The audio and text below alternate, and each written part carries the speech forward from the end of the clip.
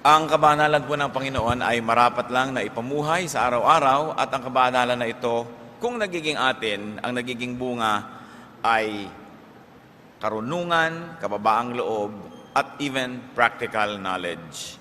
Akala natin po yung pagiging makadiyos ay yung lamang mga high theological issues, but actually, sinasabi natin, Thy kingdom come, Thy will be done on earth as it is in heaven. Kung gayon, kung ano ang kalooban ng Panginoon, dapat nangyayari sa lupa sa pang-araw-araw na buhay. That is why practical wisdom is part of genuine and high spirituality. At kung practical wisdom din lang ang pag-uusapan, wala na yatang hihigit pa sa halaga ng Proverbs o mga kawikaan. Sapagkat ang mga Proverbs ay mga inipon na karunungan ng maraming saling lahi, ng maraming nag-iisip at nag-o-observe sa buhay, at ito ay pinakikita sa maiigsing mga pangungusap na punong-puno ng kayamanan. Kumbaga parang latik na galing sa napakaraming gata, na galing sa napakaraming nyog, pinaliit, kinonsentrate para lalong masarap at lalong mabuti. At ito po yung Proverbs. So the Bible is not only high theology, but also very practical wisdom. It is heaven on earth. At sa atin ngayong paghahanap ng heaven on earth, pag-apply ng matatayog ng mga diwa sa ating pang-araw-araw na buhay, hahanapin natin sa Proverbs. And we will look for 8 proverb no-nos on work and many matters. Napakaraming sinasabi ng Proverbs na huwag gawin. At ngayon po ang titingnan natin, 8 dapat na iwasan, hindi dapat gawin, tungkol sa paghahanap buhay, sa pagtatrabaho, at sa mga bagay na may kinalaman sa ating pananalapi. Amang Diyos, salamat sapagkat kayo ay God of wisdom, God of everyday life. Humihingi kami ng karunungan na maunawa yung salita at nan sa ganon, magkaroon ng magagandang bunga sa pang-araw-araw na pamumuhay. Salamat po sa iyong karunungan na ibinibigay sa amin. Patawarin niyo po kami sa aming mga kasalanan, linisin niyo kami sa aming mga pagkukulang, at nawa, Panginoon, kayo ang mangusap. Salamat sa pag-iingat niyo, sa mga tagumpay na ibinibigay. Salamat sa pagkandili niyo sa amin. Turuan niyo kami ngayon, at nawa sa pagtuturo niyo, ilayo niyo kami sa mga kasalanan, sa mga kamalian, sa mga panlilito ng kaaway. At ganon din ilayo niyo kami sa masasamang tao at masasamang espiritu. Let your wisdom prevail in our lives, and may we come out of this activity enriched by you, empowered to have a much better life. Father, teach us. In the name of Jesus, your Son, our Lord, we pray. 8 proverb no-nos on work and many matter. No, number 1, do not deny rewards to those who deserve them. Isang uri ng kabanalan na hindi natin ipagkait ang mabubuting bagay, gantimpala at kagandahang loob sa mga karapat-dapat na tumanggap nito. Proverbs 3:27, do not withhold good from those who deserve it when it is in your power to act. Kung kaya rin lang natin, abot kaya natin, ay huwag na nating tatagalan pa, huwag na nating pinahahaba pa ang paghihintay ng mga taong dapat ay tumanggap sa atin ng kabayaran o kaya ay gantimpala. Luke 10:7, for the worker deserves his wages. So unang-una na dapat na mag-isip-isip nito ay yung mga nagpapasahod, nagpapasweldo, yung may mga empleyado. Na huwag nang i-delay pa, kung pwedeng ibigay na, kailangan na ngayon, ibigay na. Huwag nang tagalan pa. At ibigay yung tamang amount sa tamang panahon because the laborer deserves his wages. In Romans 13:8, let no debt remain outstanding. Kung sa gayon, hindi lang mga utang na pinansyal, hindi lang mga babayarin sa pananalapi, kundi pati ang pagbabayad at panunukli sa utang na loob. So that we return love for love. We give back to those who give to us. We smile back to those who smile at us. Sabi, dapat wala kang utang. Dapat lagi ka nagbabayad. So ang ginagawang mabuti sa iyo, lagi mong susuklian at susuklian agad-agad, huwag nag-ipaghintay pa. Do not delay the dispensation of good things. Kuminsan, madali nating malimutan na hindi lang yan tungkol sa pera at pagbabayad ng mga utang, kundi paggawa ng mabuti sa ating mga mahal sa buhay. Kuminsan, meron kang intensyon na i-blow out naman ng iyong asawa, ipasyal naman ng iyong mga anak, o kaya ay pakainin naman yung mga taong may mga nagagawang mabuti sa iyo, pero hanggang gano'n na lang, hanggang plano na lang. One good act is better than 1,000 good intentions. Hindi mo pwedeng sabihin sa isang taong namatay na balak pa naman sana kitang dalawin next month at dala ng prutas. Namatay na eh. Hindi mo pwedeng sabihin sa isang tao na lumayo na ang loob sa iyo, na balak sana kitang ipasyal, mahalin, balak kitang isipin at pag-isipan lagi, pero lumayo na yung loob, hindi mo na maibalik, nahuli. Sabi nga ng mga matatanda, aanhin pa daw ang damo kung patay na ang kabayo. Kaya kung meron tayong mabuting magagawa, mabuting binabalak gawin, gawin na. Una, hindi tayo nakakatiyak na pag ginawa natin yon ay welcome pa doon sa tatanggap yung ibibigay natin. Hindi rin natin alam kung siya'y malusog pa o buhay pa o gising pa, kumpleto pa ang pag-iisip sa panahon na gusto nating ibigay. At hindi rin natin alam kung sa panahon na gusto nating ibigay yon, tayo'y malakas pa o buhay pa. Dapat ibigay na natin agad ang mga dapat ibigay. Proverbs 3:28, do not say to your neighbor, come back later, I'll give it tomorrow, when you now have it with you. Nanghihiram, humihingi, nagpapatulong ang tao, pwede mo nang ibigay, papatagalin mo pa. Kung minsan merong nanghihiram sa'yo ng pera, pero sige next week gagawa ako ng paraan, pero kaya mo na ngayon. Pero ayaw mo namang magmukhang dali-dali kang nagkapera dahil baka kaabusuhin. Pwede mo naman sabihin, alam mo, ang tagal-tagal kong inipon-ipon ito, o eto ngayon, na sabi mo rin na hindi naman ganun kadaling maglabas sa'yo ng pera para hindi ka abusuhin, pero hindi mo naman tinagalan pa ang pwede mong ibigay na. Kindness delayed is kindness denied. No? Bakit naman gusto natin at sinasabi sa Biblia na ibigay mo na yung dapat ibigay, huwag mo nang tagalan? Una, dahil mahal ng Diyos yung mga nangangailangan na dapat nating tulungan. Pero huwag nating kakalimutan na ipinagagawa sa atin yon dahil mahal din tayo ng Diyos. Dahil alam ng Diyos na una, lahat ng ginagawa nating mabuti ay aani din tayo. So bakit mo tatagalan ng pagtatanim? Di tumagal din yung pag-aani. Na-delay din yon. At alam din ng Diyos na kung meron tayong mabuting kalooban at ninanais gawin na mabuti, pag hindi natin nagawa at hindi na tayo nagkaroon ng pagkakataong gawin yon, maaari tayong pahirapan ng ating budhi. Feelings of guilt will haunt you, you will feel bad, and it is not good for you and for your health. Kaya sa Proverbs, makikita natin lahat yung kabutihan na yan. Hindi lang pang ibabaw ng mga kabutihan, hindi lang yung mga instant results, kundi may malalalim na counterpart yan in the spiritual world na kahit hindi natin nauunawa ngayon, sundin na lang. Hindi magiging Proverbs ang Proverbs kung yan ay hindi napatunayan ng maraming saling lahi at ng mahabang panahon ng pagsunod at pagsuway na tama nga yan. So sundin natin dahil nauunawaan, at kung hindi nauunawaan, sundin pa rin.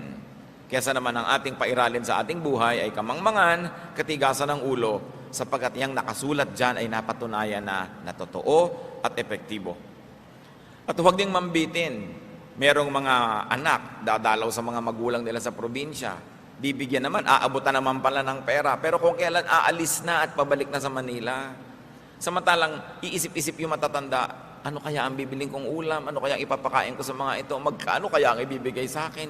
Uubusin ko kaya itong nalalabi kong savings dito? Paano kung konti lang ang ibigay? Paano na ako bibili ng gamot ko? Etc. etc. Meron din naman kuminsan, pupunta ka sa isang, inimbita ka ng isang church, sa isang kelayo-layong lugar, isang linggo ka doon at kung ano-ano.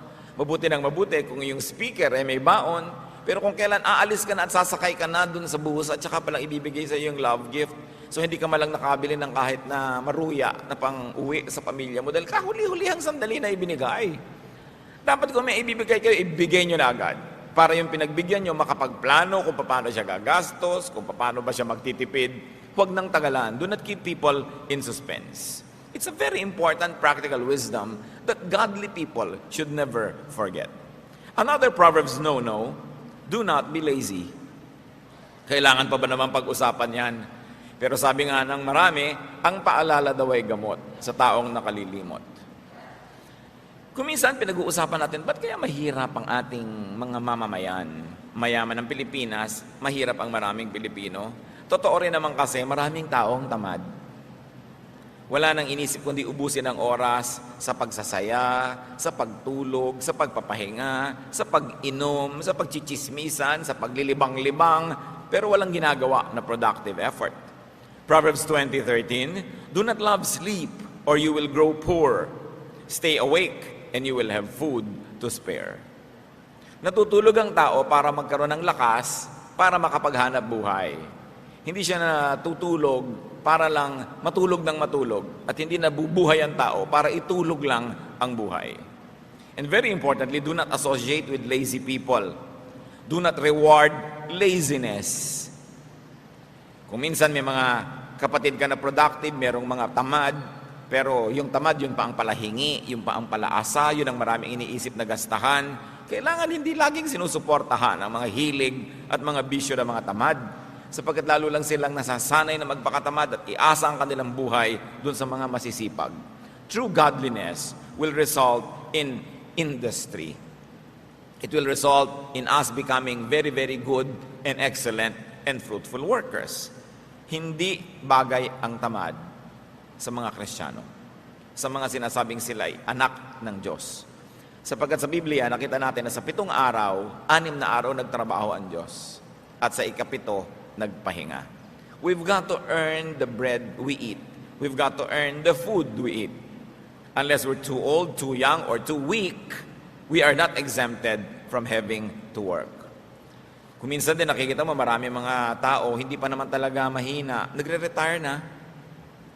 Kaya tuloy nabibilis ang paghina. We can semi-retire, we can slow down a little bit, pero habang nabubuhay ang tao, mas magandang productive siya. Naghahanap buhay pa rin. Habang kaya ng isang tao na siya ay kumita fully o partially, dapat ginagawa yun. Hindi yung ambisyon na lang natin, kung minsan, iasa na lang ang buong panahon ng pagtanda natin sa ating mga anak. Bagamat mabuti, mainam, dapat na ang mga anak ay maging supportive sa mga parents. Mabuti rin na ang mga magulang, habang kaya natin, huwag muna tayong umasa. No? Kasi kung minsan, yung mga anak din naman natin, hindi naman pag-abot-abot ang kinikita nila, pagkatapos mag-aasawa pa sila, magpupundar, magsisimula sa buhay, nakagagapo sila. Minsan hindi na sila makaangat-angat, hindi na sila maka-take off sa dami ng dala-dala na mga umaasa sa kanila. Ngayon, mainam lang umasa kung tayo sobrang tanda na nga, o sobrang bata pa lang, o sobrang mahina ang katawan natin dahil tayo may karamdaman. But we should always be productive. At ang tao talaga, pati yung mga brain cells niya, nare-refresh, nare-renew, kung siya lagi nagtatrabaho at na-challenge mag-isip, hindi yung inaagad natin at dinadalian ang sobrang pagpapahinga, sapagkat yan ay hindi rin nakakabuti sa ating sariling kalusugan. Do not be lazy. And another Proverbs no-no is do not cheat in business. Proverbs 20:23, the Lord detests differing weights, and dishonest scales do not please Him. Nakita po natin kung gaano kadetalyado ang Diyos, kung gaano kadetalyado maging ang Biblia, pati yung mga madadayang timbangan, kinamumuhian daw yan ng Diyos. So kung tayo ay nagtitinda, hindi dapat madaya ang mga timbangan. Hindi tayo dapat nandadaya in terms of quantity, in terms of quality, and sometimes in terms of schedules. Meron kang kontrata, dapat mag-deliver ka ng ganong bagay, tapos hindi mo naman sinisikap na ma-deliver at puro ang ino-offer natin excuses. This is not godliness in action. Ang salita ng isang Christian businessman ay isang kontrata na. At liban na lang tayo hinadlangan ng kalusugan, ng mga forces of nature, o mga bagay na lampas sa ating kakayanan, dapat pinaninindigan ang ating mga pananagutan. That we do not cheat in business. That people get what they pay for. Hindi yung dinadaya yung quality, yung quantity, at kung sari-saring mga pagtitipid. Kung minsan, nakakalungkot yan, bibili ka ng bahay na hulugan, ginawa ngang affordable, pero sobrang namang rupok. Maganda lang dahil may pintura, maganda lang yung itsura, pero konting hangin, konting bagyo, konting uga, giba-giba na yung bahay. How can contractors do this to people whose lifetime savings are going into this dream of owning a home or a house? Kailangan people get what they pay for. Marami mga kontraktor, ganun. Puro kadayaan, dinadaya ang timpla ng semento, dinadaya yung size ng bakal, dinadaya yung kapal ng mga yero, ang binabayad naman ng kanilang kliyente, tama. Hindi yan ginagawa ng mga Kristiyano. Again, bakit? Sapagkat ang itinatanim ay inaani. Pag ang tao naniniwala na may Diyos, hindi siya mandadaya. Sapagkat ang Diyos ang nagsasabi na kung anong itinatanim mo, aanihin mo. So bakit mo magtatanim ka ng hindi maganda na ikaw din ang aani? Another no-no na itinuturo po ng Proverbs, at ito yung madalas nating ulit-ulitin, pero parang hindi nadidinig ng iba, patuloy pa rin silang nabibitag na ganitong problema, do not be a guarantor. Proverbs 22:26, do not be a man who strikes hands in pledge and puts up security for debts. Merong lalapit sa'yo, uutang ako, pwede ka bang maging co-maker, pwede ka bang maging guarantor, payag ka naman ng payag agad, o kaya nahihiya ka, papayag ka, so napapahama ka ngayon pagka hindi siya makabayad.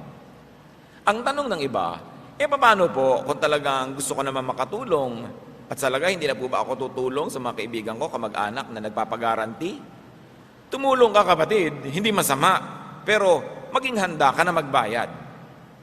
Kasi pag nag-guarantee ka, ibig sabihin nun, hindi ka lang pumipirma doon. Sinasabi mo, pag hindi ka nakabayad, ako magbabayad.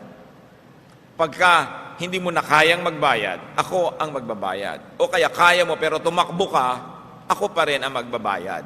At handa kang patawarin yung tumakbo sa utang niya at ikaw yung napahamak. Pag handa ka sa ganung mga bagay, okay, mag-guarantee ka. Pero kung sasama ang loob mo dahil ikaw yung nagbayad, magkakagalit kayo dahil hindi niya nabayaran, huwag ka nalang mag-guarantee. So guarantee, yes. Be a guarantor, yes. But be ready to pay.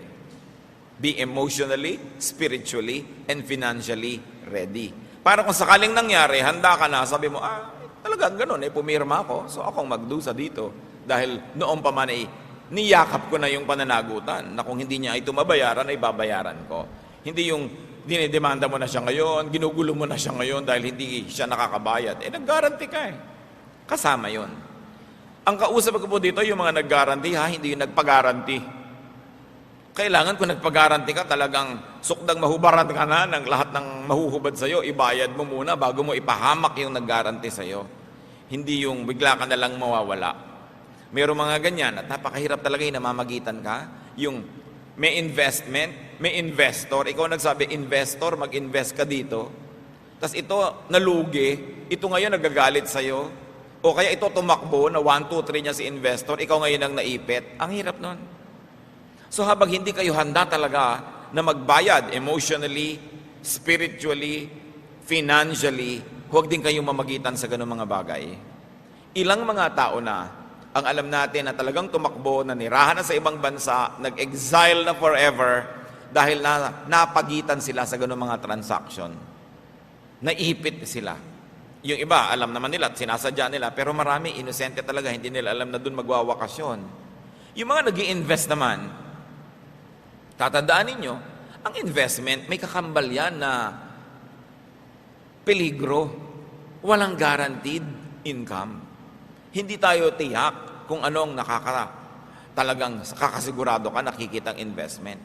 Kaya pag may lumalapit sa inyo, Sir, ma'am, sister, brother, mag-invest ka dito, siguradong kikita ito. So ang itatanong mo, love mo ba ako? O kaya kung hindi mo tanungin siya ng diretsahan, itanong mo sa sarili mo, love ba niya ako? Kasi kung ang sagot nyo, no or maybe, huwag kayong mag-invest. Bakit? Alam pala niyang tiyak na nakikita, ba't hindi niya ialok sa nanay niya, sa tatay niya, sa kapatid niya? Kasi yun ang mga love niya Ba't sa inyo? Doon pa lang mag-isip na kayo. Sure na sure ka pala Bakit hindi mo hubarin yung hikaw mo, ibenta mo, i-invest mo? Sure na sure ka pala, nakikita yung investment. Bakit bumili ka ng bagong kotse? Bakit meron kang bagong bahay? Bakit bumili ka ng bagong condo unit? Ba't hindi mo in-invest? Sure na sure ka pala, nadadami yung pera sa investment na yan. Kaya yung mga nadadaya, kasi din, nagpapadaya. Nagbubulag-bulagan. Yung mga nag-eengganyo sa atin na mag-invest, tapos sabihin mo, ay ang ganda ng bag niya, original na Gucci, original na ganito. Uy, ang ganda ng bahay niya, kabibili lang niya ng bagong kotse. Ang una niyong iisipin, hindi itong, wow, kumikita talaga ang investment niya. Hindi yon. Pinagkakakitaan kayo, kaya siya nakakabili. Yun ang isipin niyo. Pangalawa, huwag niyong isipin na kumikita talaga ang investment, kaya siya nakakabili. Kasi kung kumikita talaga yon, bawat perang hawak niya, i-invest niya rin. Dahil kumikita pala kasi ang mga tao, umaandar kumisan sa atin yung inggit at kasakiman. Ang ganda ng bag niya. Siguro pag nag-invest ako sa ino-offer niya, makakabili din ako noon. Ang dami niyang cellphone, 5. So siguro ako makakapito pa, ako mag-i-invest din ako. Nakikita nyo, gasta ng gasta. Pakakaulit-ulitin ko, kung nakakatayak siya sa investment na ino-offer niya, hindi siya gagasta, i-invest niya yung pera doon. Pero ba't siya gastos ng gastos? Kasi meron siya mga nadedenggoy na mga tao. Tapos ngayon, iiyak-iyak ka pag tinakbuhan ka, iiyak-iyak ka pag hindi kumita yung investment mo. Hindi mo ba nakikita na sa high cost of living nitong ahente na ito o nitong namamagitan na ito, saan niya kukunin yun kundi sa mga tao tulad mo? Kaunting pag-iisip, makakaiwas tayo sa maraming dilubyo.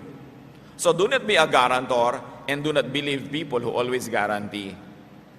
Lagi akong may doubt sa ganyan. Yung nag-a-apply na driver, kaya mo ba na drive-in tong ganito? Opo, kayang-kaya ko yan. Pagka sinabi yung kayang-kaya, mag-doubt kayo. Dahil yung mga tunay na marurunong, tingnan nyo po, tingnan natin, sisikapin po natin. Kasi dinadaya ka na maraming mga pangako. Yung mahilig mangako, walang laman sa loob. Kaya dapat ang tao nag-iisip-isip, no? Pagka sinabi mo sa ng isang tao, lumiligaw sa'yo, mamahalin mo ba ako for life? Pag sabi sa'yo, yes, promise. Mag-doubt ka. Kasi yung tunay na tao nagmamahal, ang sasabihin niya, I'll do my best, sisikapin ko. Dahil alam niya na pwede rin naman siyang matempt, pwede rin siyang magkulang. Yun ang mas honest na paraan at mas katanggap-tanggap at mas kapani-paniwala. Huwag tayo nagpapadala sa mga magagandang mga salita. Another no-no na itinuturo sa atin ng Proverbs, do not land grab. Proverbs 22:28, do not move an ancient boundary stone set up by your forefathers. Gumamit dito ng isang activity na talagang ginagawa ng marami, binubunot nila yung muhon, yung mga boundary ng lupa, kinakain yung kapitbahay para lumaki ang kanilang area. Do not take what is not yours. At sa pag-aagaw ng lupa na ganito, hindi lang literal na lupa ang pinag-uusapan. Do not grab credit if you don't deserve it. Kung hindi ikaw ang nag-isip ng isang ideya, huwag mong palabasin na ikaw ang nag-isip nun. Pagka hindi ikaw ang nakahanap ng hinahanap, huwag mong palabasin na ikaw ang nakakita nun. In other words, get what you only earn and deserve in what you really own. Hindi ka dapat mangaagaw. Once more, bakit? Because you harvest what you plant. Magtagumpay ka man na makapang-agaw ngayon, babalikan ka niyan at maaagawan ka. Kung minsan hindi mo alam na aagawan ka pala, akala mo nagtagumpay yung mga pang-aagaw mo noon, hindi mo nakikita na higit lalo palang dapat kang maraming tinanggap kung hindi ka naagawan bilang ganti sa mga pang-aagaw na ginawa mo. Lalong-lalo na huwag na mga agaw ng asawa ng may asawa. Diba? Talagang napakalaking gulo ang lilikain mo noon. Good manners and right conduct, merong magnobyo na, huwag ka namang agaw. Ngayon, kung nagkagalit sila, nagkasira, at saka ka nila magparamdam na available ka. Pero yung magkasama na, may usapan na, guguluhin mo pa, pang-aagaw ang ganyan mga bagay. Kasi sinasabi sa 10th commandment, you shall not covet. You shall not covet anything that belongs to your neighbor.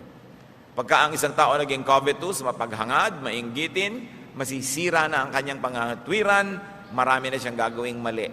Mga mali na kung minsan magbunga man ng instant pleasure, napakamahal ng bayad at babayaran din. Isa pa pong no-no sa Proverbs, do not accept goods that are not sincerely given. Huwag tumanggap, huwag mag-enjoy ng mga bagay na hindi naman buo at taos-pusong ibinibigay sa iyo. Proverbs 23:6-8, do not eat the food of a stingy man, do not crave his delicacies. For he is the kind of man who is always thinking about the cost. So yung mga matutuos daw na tao, kwenta ng kwenta, naku, huwag ka nalang magpalibre dyan. Huwag ka nalang tumanggap ng mga bagay na galing sa kanya. Kukwentahan ka niya. At hindi ka pa nakatatalikod, sinisimula na niyang balakin kung paano ka sisingilin. Eat and drink, he says to you, but his heart is not with you. You will vomit up the little you have eaten, and you will have wasted your compliments. Kung hindi daw taos-puso ang pagbibigay, huwag mo na lang tanggapin. Sabi na matatanda, kung hindi ukol, hindi bubukol. Hindi talaga para sa'yo, kahit makuha mo, medyo nahiya-hiya, ibinigay sa'yo dahil ang pilit-pilit mo, hindi mo rin ma-enjoy yon. Sabi, you will vomit what you have eaten. Mahirap kumisang maunawaan ang kahulugan ng mga salitang ito.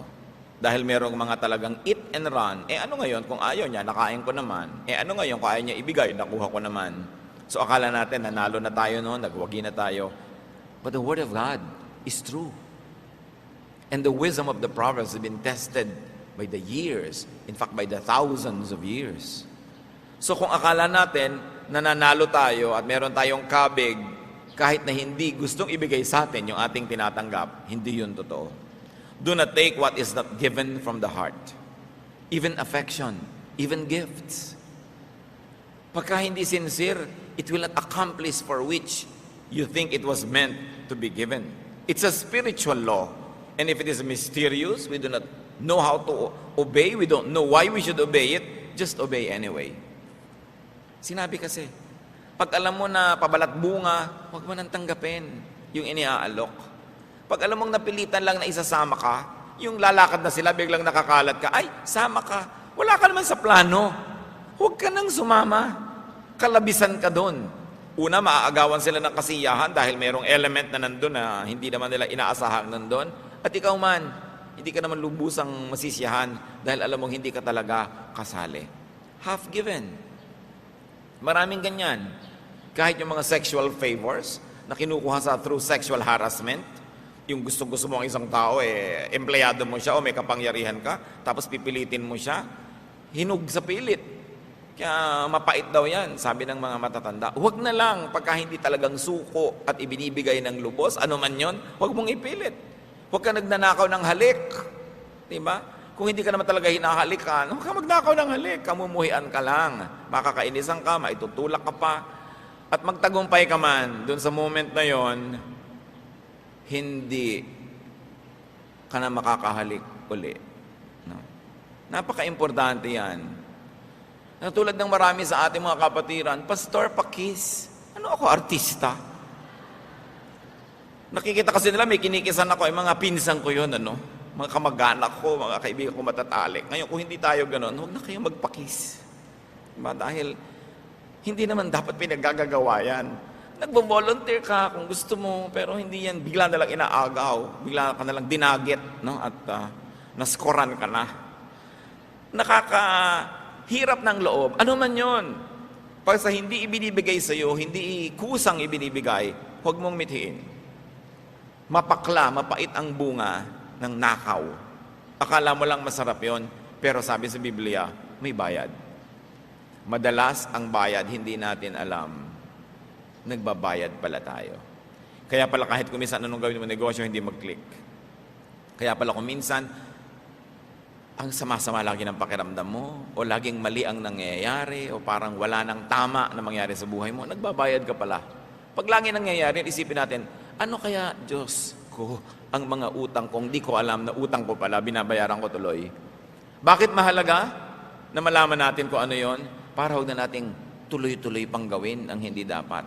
Para matigil ang mga bagay na hindi dapat dumadating sa atin, pero dating ng dating, dahil tayo rin naman kasi yung humihimok na dumating yun sa buhay natin. Another no-no, do not exchange the truth for goods, for money, for material gain. Parang kuminsan, hindi na ganyan ang takbo ng panahon. Nabibili ang mga witnesses, nababayaran, pati mga hukom, siyempre hindi lahat. Pero nililimot na ng tao yung mga katuruan na huwag mong ipagpapalit ang katotohanan para lang sa pera, para lang sa material gain. Why? And why not? Because God is truth. Even Jesus is truth. So when you compromise the truth for material gain, you're actually abandoning God. You're abandoning the very concept of God, and you're abandoning the very, very character of God, and that God is truth. And that godliness means truthfulness. Proverbs 23:23, buy the truth and do not sell it. Get wisdom, discipline, and understanding. Dapat yata nakalagay yan sa malalaking mga letra sa ating mga hukuman. Dapat nakalagay yan sa malalaking mga letra sa ating mga government agencies. Kahit sa mga churches, kahit saan, buy the truth and do not sell it. Sasabihin natin, hindi ko naman sinesell yung katotohanan. Totoo. Pero kung minsan, kinakampihan natin yung makapangyarihan kahit sa sinungaling. We are selling the truth. We are selling out on our truthfulness. Kung minsan may naaaping isang tao na makatotohanan, makadiyos, hindi ka nalang kikibo. Kasi yung nang-aapi, makapangyarihan, may pera, o may napapala ka sa kanya, that is a way of selling the truth. Nabebenta ang katotohanan, nabibili ang tao. Nagbubulag-bulagan siya sa kasinungalingan, o siya mismo ay nagsisinungaling, o hinahayaan niya na umira lang kasinungalingan dahil meron siyang napapala sa pagbubulag-bulagan at pagbibingi-bingihan. Pero isang uri ng pagtataksil sa Diyos, sapagat ang Diyos ay katotohanan. Ang mga taong maka-Diyos ay mabubuhay sa katotohanan, anuman ang maging halaga nun na dapat niyang ibayad. Kaya sabi, buy the truth. Meron kang ipapalit. Kuminsan hindi ka na-promote kasi truthful ka. Kuminsan hindi ikaw naging paborito kasi honest ka. Pero sabi niya, buy the truth and do not sell it.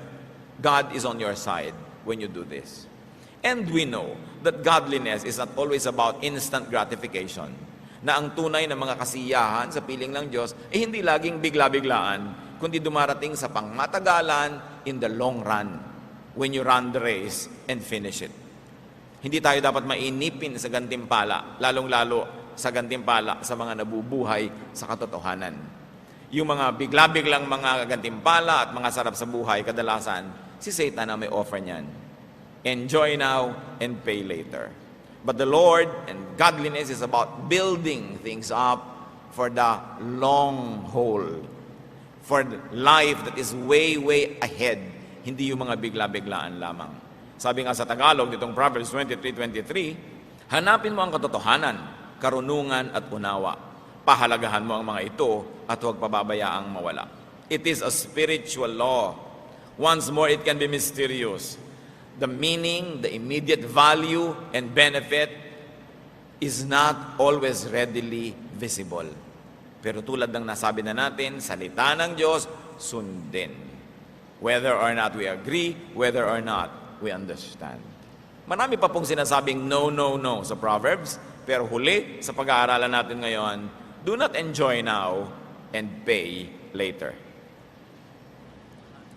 Do not gaze at wine when it is red, when it sparkles in the cup, when it goes down smoothly. In the end, it bites like a snake and poisons like a viper. Your eyes will see strange sights, and your mind imagine confusing things. You will be like one sleeping on the high seas, lying on the top of the rigging. They hit me, you will say, but I am not hurt. They bit me, but I don't feel it. When will I wake up so I can find another drink? Huwag daw mabuhay sa paglalasing. Maraming mga equivalent yan. Do not be high on alcohol. Do not be hooked on drugs. Do not be addicted to artificial intoxication. Sabi yung alak, masarap inumin, masarap sa bibig, masarap lunukin, pero ang sipa, later.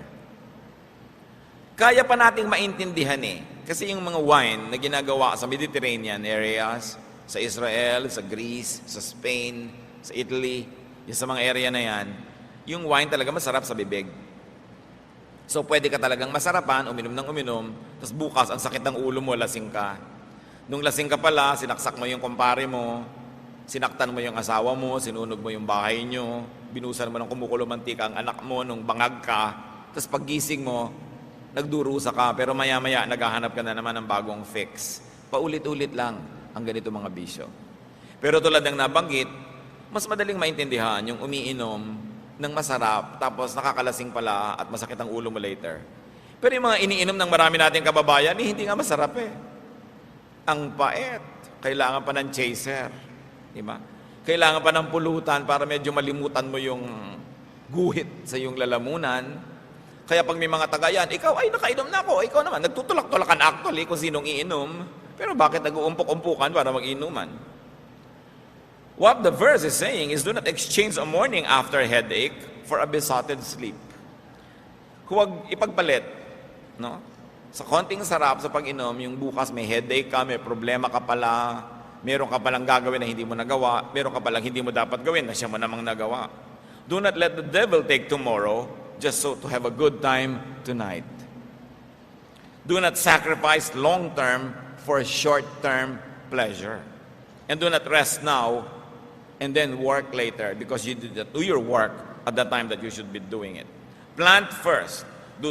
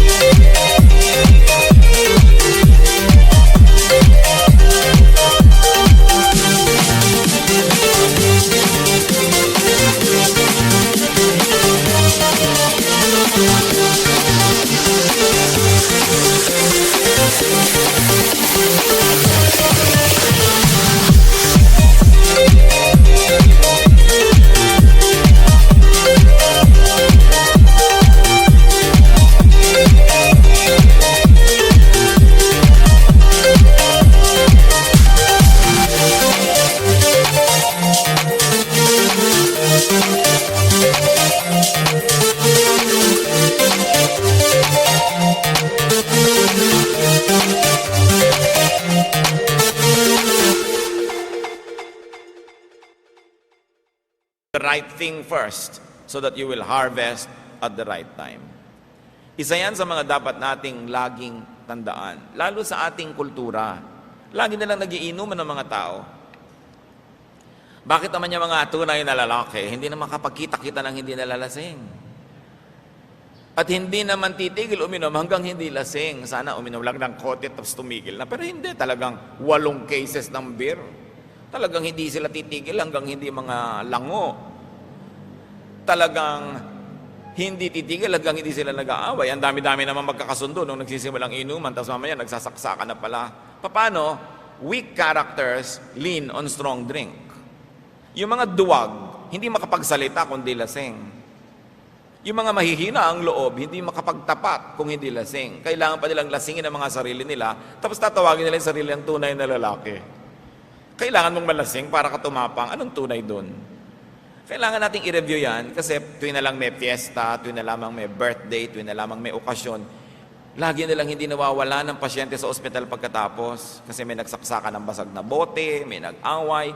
At tuwing may naglalasing na mama, may ninenervyos na ginang. May ninenervyos sa mga anak sapagkat ang kanilang papa-papa na ang bait-bait pag nalalasing nagiging halimaw.